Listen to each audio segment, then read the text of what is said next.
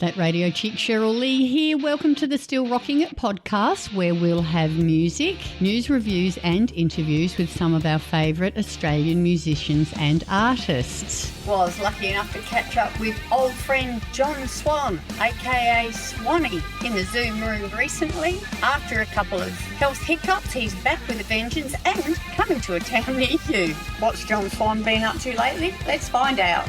To catch up on podcasts from other favourite artists, simply go to thatradiochick.com.au. How's that? Perfect. Perfect. I can't put cans on or I'll muck up my hair. I don't care. It doesn't matter about my hair. No, that's right. It's a bit like Barry's hair. Oh, yeah. You've got more than him. Not much. How long have you got? Have you got us lined up all day today? You know, we'll be right. I've got Paul Cashmere from 11. I know who you mean. Yeah. All right. Well, should we get started then? We shall. I'm just wondering why I've only got one channel. Oh, sorry, it doesn't matter. I can't help you. Sorry, John. As long as you can hear me, I guess that's all that matters. It is, as long as you can hear me too. I can hear me now. I can hear us both, which is always convenient, isn't it? So you're not getting any feedback or anything like that? No, sounds good to me. That's fine then. But you do recall that I'm tone deaf though, don't you? Eh? Yeah. What? Well, I'll tell you what, it's you certainly know when you've been through a bit though, because even though I'm doing weights and I'm doing everything else, as I up the weights and I start doing all these new sort of like squats, and you come up and then you stand up and push up at the same time, because there's your core as well. And they just, an hour after it, I'm going, oh, Jesus Christ, So it's just a matter of finding a balance, because I'm walking up a hill that's like that, and it's 5K. It's really beautiful at the top of it, and it's a magnificent walk. First time I did it, nearly killed me, and I was so out of breath.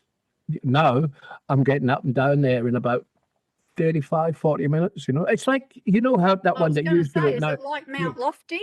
Very much so, yeah, except not quite as steep. But it's just longer. Just go straight up. It's like, that part where I always used to grab the tree and hang on, and the woman would come down and say, "Are you okay?" And I go, "Yeah, I think so." And the kids would go, "Help me, mummy, help me." Oh, 911. Oh, Christ. Oh, well, good on you. And it's nice to do that exercise out in nature too, isn't it? Rather than just always inside of a gym. I finished, Well, I've got my own little gym, and I've got a bike and all the weights, and most of the stuff I do is still pretty simple. I don't need to use big heavy weights because, I'm trying to retain muscle, not build it. Because I've dropped about 3 jean sizes, and I'm losing my man boobs. But the problem is, I'm not going down in weight any. And this morning when I weighed myself, I thought, oh, fuck, I was 85 kilos. Now I'm up to 90. And then it dawned on me, because I'm on Ronaldo's diet, which is like cottage cheese, avocado. That's it in the morning, And then I might just have a little snack in the afternoon, more cottage cheese, And it's working, but it's so freaking slow. And the first place it comes off, here, look. Freaking gooseneck. But also, if you are concentrating on your fitness and replacing muscle with fat, muscle is heavier, remember, than fat. Yeah, and it also uses up fat, so I've got right into it. It's become a hobby, like getting fit. It's become a hobby, Well, that's a good hobby to have, especially as we get older. Just putting new stairs in. I came up quick. I set an alarm on my watch, and I said, "Siri, send me a." Siri's just answered. What, John? Relax, Siri, relax. Take a coffee break. It's saying relax, Siri, relax. I'm putting stairs into the hill, Oh, nice. I put one lot down. I've got 21 stairs at the side of the house, and then there's another slope that goes down like that I've just used pavers on, you know. But I had to learn how to do it because the first time I did it, after the first big rainfall, they were like this. So I had to pull them all up, put down sand, whack a packet, and then put this dust over the top of it, you know, crusher dust, and you crush it in. Then you put them in, you put a little spacer in between them, perfect, you know. And that's now 4 years.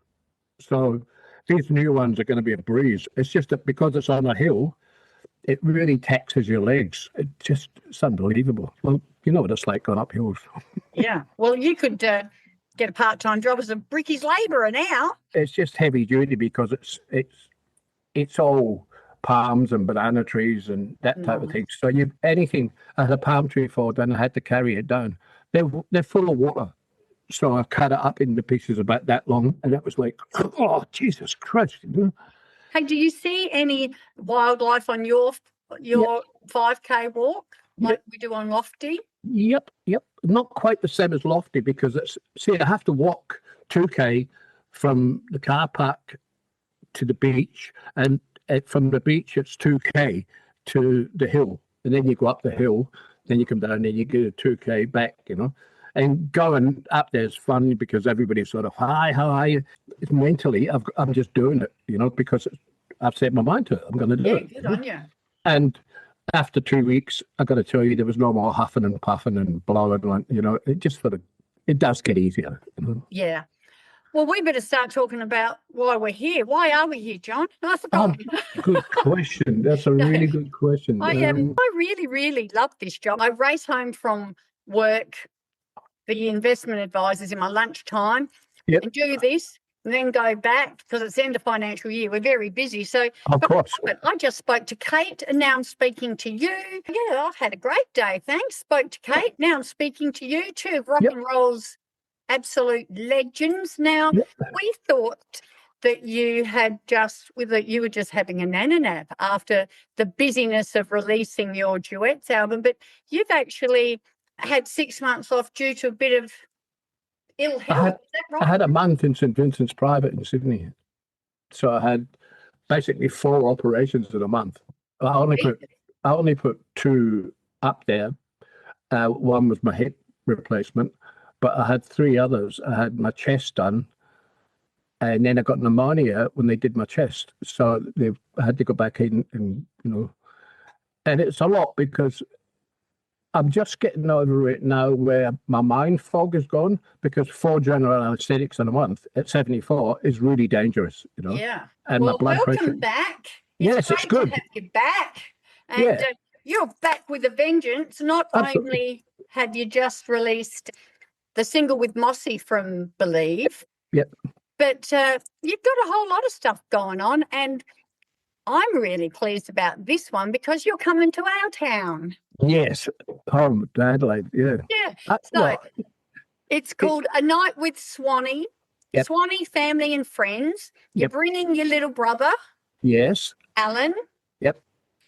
I think Dave Gleeson is hosting it, and you've also got good old Stefan and Sky from Adelaide performing. And Damo. And Rob. And Rob Varell, you know, like, because I can play a lot of the stuff myself now because I practice every morning at 9 o'clock. I do about 2 hours practice before anything, you know, even before coffee. So you know how when you get a habit and you keep repeating it, you feel terrible if you don't do it, you know. But I'm really enjoying it because now I'm looking at chord charts that I've made up and I'm going, oh, that's a D with an F sharp bass, you know. Like, so I'm starting to get your knowledge opens up again. And it's like they say, if you don't use it, you lose it, you know. Well, it's a great idea to keep your brain. I never had any of that in the beginning. I never had any of that stuff about chords and all that stuff. I just used to stand there and watch them and go like this, you know, like. And I never had to do anything else because I just was using basics. Now Tommy Emmanuel's playing guitar on a couple of tracks.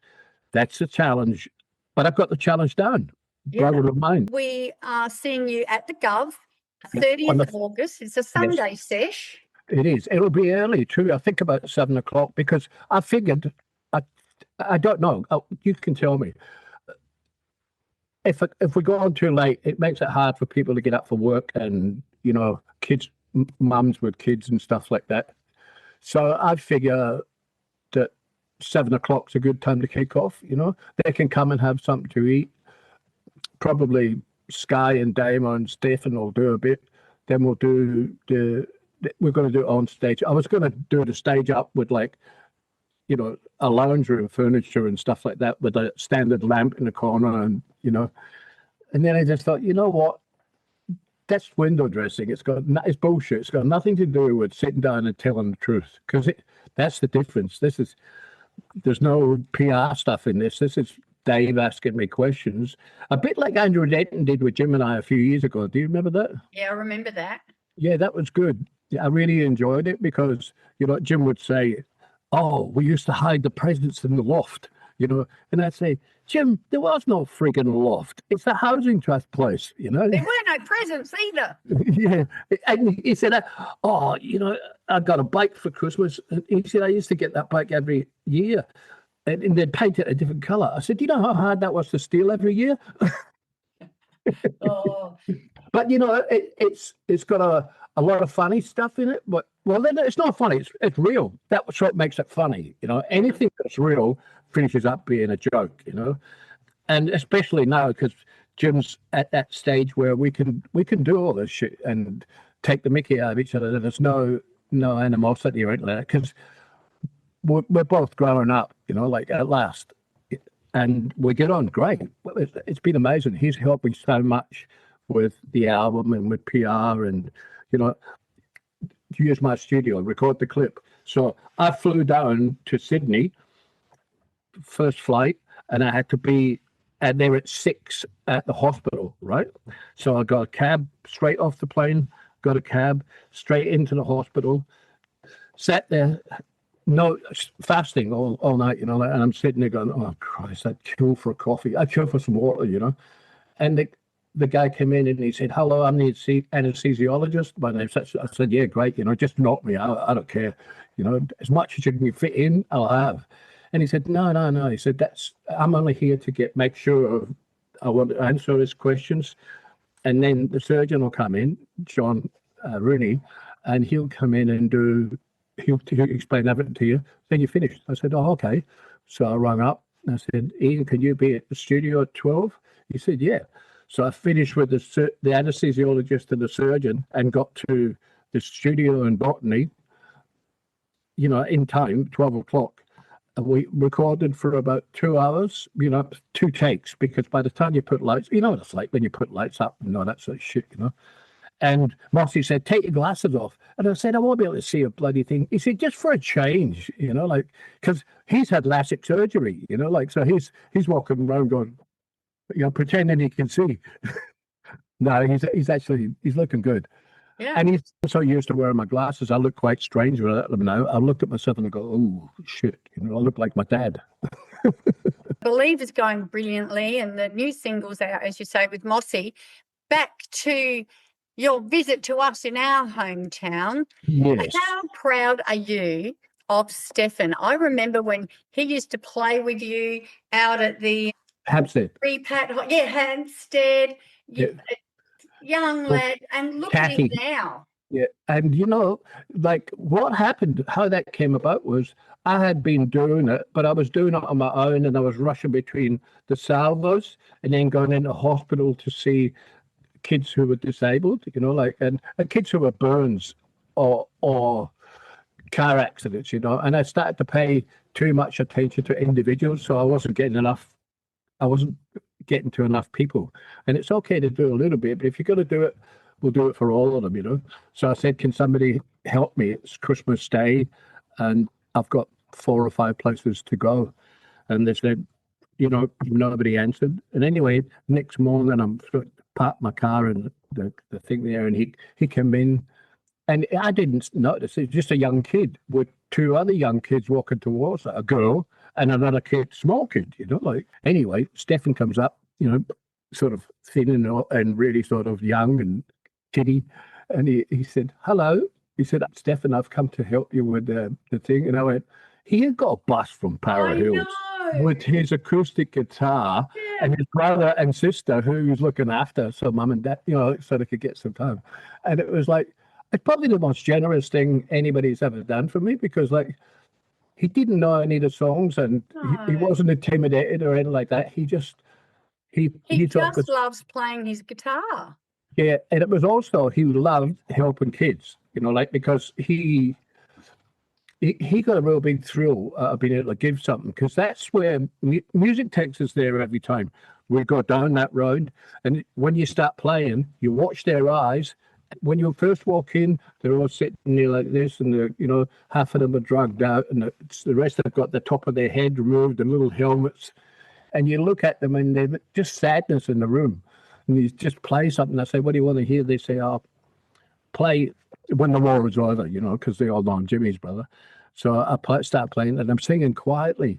And the nurse came across. She said, "Hey, whoa, whoa, whoa." She said, "Can you sing properly? Sing." He said, "Oh." I said, "I'm just keeping quiet because they did." And they all went, "Nah, go for it." So I started going, and their eyes lit up. And it was like, I swear to you, that's why I play music. Yeah. That's the only reason. It's nothing to do with money, nothing to do with fame, nothing to do with anything else. When you get that reaction out of somebody, you look somebody in the eye and their eyes light up. And when you walk into the room the next day to see them, they're all there in their chairs ready. I just never felt more passionate about anything in my life. Yeah. It was so good that after all the things I've done in my life, I could do some good, Yes. Yeah. and if you're not doing good for somebody else, you're not helping yourself either. No, that's right. You get it quite often when you're volunteering or doing things for others. You get a lot more out of it than you even put into it. Yeah, I mean, I was tired because some of the days I was getting up at the hospital at 9 o'clock in the morning. I was getting home at 10 at night, and that's a long day. Especially if you're dealing with people I was doing palliative care. And I walked into palliative care, and I've played, and I said, "I'm singing too loud." And she said, No. She said, "The guy in the next room wants you to go in there and sing as well." So I had to go around every single one, all the way around. And it was the most touching thing I've ever had to experience, that they just wanted me to sing to them. And it wasn't sort of like, you're not anybody famous, you just wanted somebody to sing to them. Yeah. And at the end of it, he was holding my hand, and I just thought, I want to do this. That's just what I'm going to do with the rest of my life. So that's how much time we spent on it. Bless Stefan. He also, ended up backing you at your monthly gig at the Marion. Yep. And look at him now. He has not looked back, has he? No, but see, that's the thing, because I never tell him, no bullshit with me. I tell him straight, and if you want to do it, you've got to put your head in and get to work, and you can't do it from here, because he was saying, I'm starting to make this. Well, that's this much. If you go there, there's this much available, which potentially becomes that much, depending on how you handle it and keep, how hard you work. Next thing you know, he's in Italy, and he's sending me back things saying, "It's nice over here, you should work a bit harder." Oh, good on him. So you're bringing Alan down. We've got Stefan, Sky and Damo, and Rob. What can we expect musically? So it's a little bit of like a question and an answer. I'm going to let Dave get the audience to ask a question, because they pay, so rather than sort of reiterate all the questions from Denton or somebody else, we'll have somebody in the audience with a mic. They'll ask a question. Dave will he'll hear it because he's got hearing, and he'll put it in a way that I can understand it, and I'll give them an honest answer, because a lot of people just want to know some personal things, like they don't really care about all the rest of the bullshit, because this is still a job. We're blessed. It's not even a job for me. I mean, you don't do it for the fame and fortune doesn't matter. Let me tell you, at 74, it's a lot more important than what it used to be at 14. Adelaideans, there you go. If you've ever wanted to ask John Swan a question, $65 on thegov.com.au, and I'll see you down the front there on the 30th of August. But that's not all you're doing. You've hit the ground running now. Yeah. So in September, what's Dungog, Rob? Empire touring. I do it all the time. That was my main source of income all of these years. Like everybody thinks, you're poor bugger's not making much money, but I'm not, because I put most of it back into what I was doing. But if I hadn't had Empire, Mark Kowalski, who we've been working together for 40 years, he used to take my band, we'd put it on, great risk, in a big theatre, and we'd have Mark Gable, Angry, John Stevens, myself, Alex Smith, a whole big list of guys would come and sing with my band, because my band was really competent and they knew everybody's stuff, because they were all they worked with Icehouse and Rose Tattoo, but they were Swanee. And when I was off the road, they used to go to the other jobs. So we did that. And the first night we did it, there was about 1,700 people turned up, sold out. Bar takings went through the roof. And the guy, we got about $200 for it, So Mark, being such a clever guy, he just said, look, guys, let's do this, but we'll do it properly. I'll make sure that there's proper money, and you'll get a share of the bar, you'll get a share of the door. I'll take a fee, but the rest is yours, At the Settlers Arms Hotel, Saturday, the 5th of September. So lucky Dungog people, head down there, empiretourist.com.au. Yeah. The other one that got Rock the Backyard. Yeah. Well, see, they're about once a month, those gigs, Yeah, so that one's in November. Yeah. And there's more, but I can't do them because Virginia's going to Italy and France, and I've got to stay and watch Hamish, because the Wonder Dog. Well, I wouldn't leave money's on, No. I couldn't. He gets anxiety if one of us go out, and it must be like because I don't have children, when the kids come in, you've been away 10 minutes and it's the best welcome you ever got back, oh, feed me. Dungog, you're with Richard Clapton, Ganga Jang, Spy versus Spy and the Shantuzis. You have been performing on and off with those guys for 100 years. Yeah. And at Rock the Backyard, Mental as Anything, Richard Clapton again, 1927, The Radiators, Eurogliders. Yep. Yeah, everyone. We used to do a place called Combe and Cutler in Blacktown before the Radiators were sort of like touring band, and because they were Blacktown boys, and it was just the best gig, because you know what those sort of working class gigs are, there's like Newcastle and Wollongong. We broke there before we broke anywhere, because there was no shit and it was flat out rock and roll,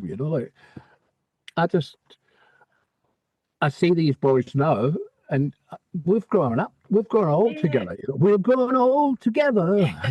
These gigs must be like, just big reunions and getting Well, it is. We could work for our surgery. I think that was an amazing thing, because, like, when I look back on that 6 months, I went into the thing, seen the hospital, anesthesiologist, surgeon, went back, did the clip, went to the hotel, slept for 2 hours, got a cab back to the hospital, and was knocked out and in surgery straight away. That was all in basically 24 hours.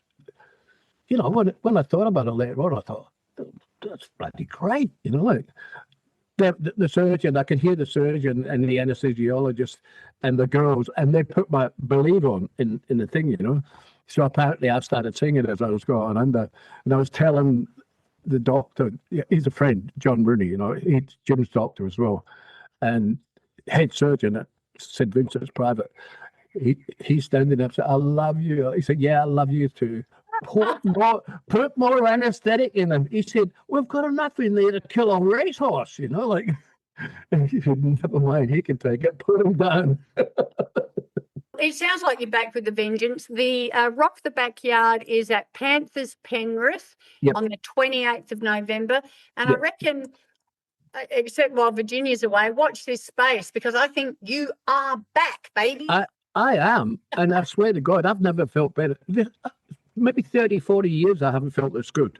So, there's something in it. Life's good. Life's worth living. I've always said that rock and roll is the fountain of youth, and you're my proof. I tell you something this is the type of thing that, I want to be able to say to the people, because when I woke up after the first surgery, I was in recovery, and the nurse is there, and she's looking really worried. And I said, what's wrong? She said, I hate to tell you this. I went, tell me. I can tell you. And she said, no. She said, we've got no beds. You have to go across.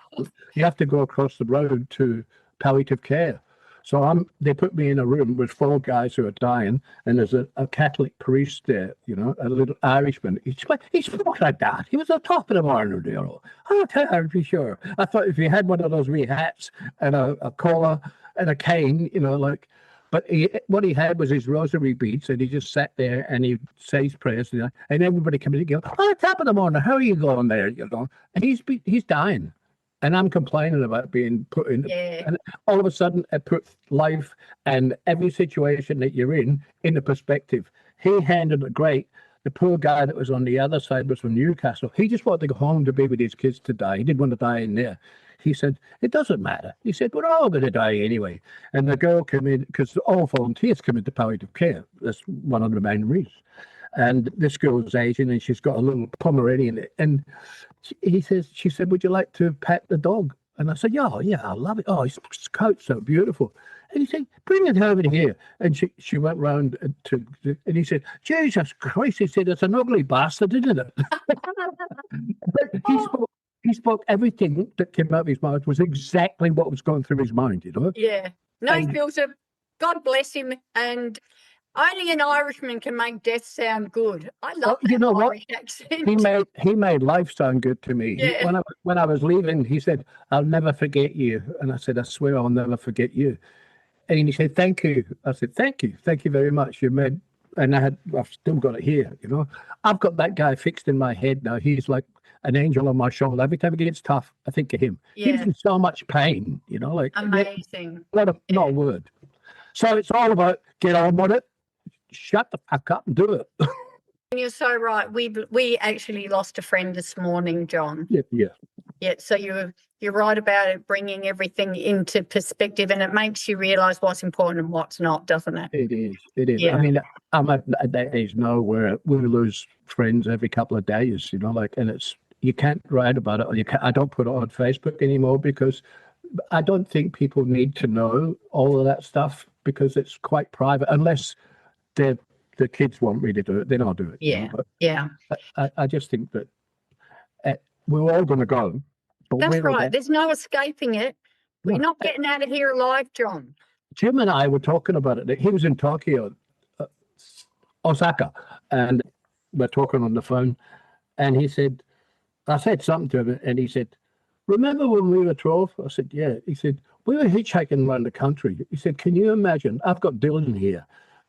Letting him do what we did in those days, going to Melbourne when your family's in Adelaide, and you don't know anybody, you got nowhere to live, not a cent, but somehow you get by. That thing, it's so deeply entrenched in us that, all you got to do is look for it and you'll find something, put it out there to the universe, boom, off it comes. Yep. Well, then were the days. So what did you think? Well, if Jimmy can have a hip replacement, so can I. Oh, no, mine's have both been gone for a long, long time, and so has my back. But Jim had his back surgery too, and the doctor took a look at. I went and had MRIs, and obviously, and the same doctor, he just said to me, "Look," he said, "I wouldn't do it with you."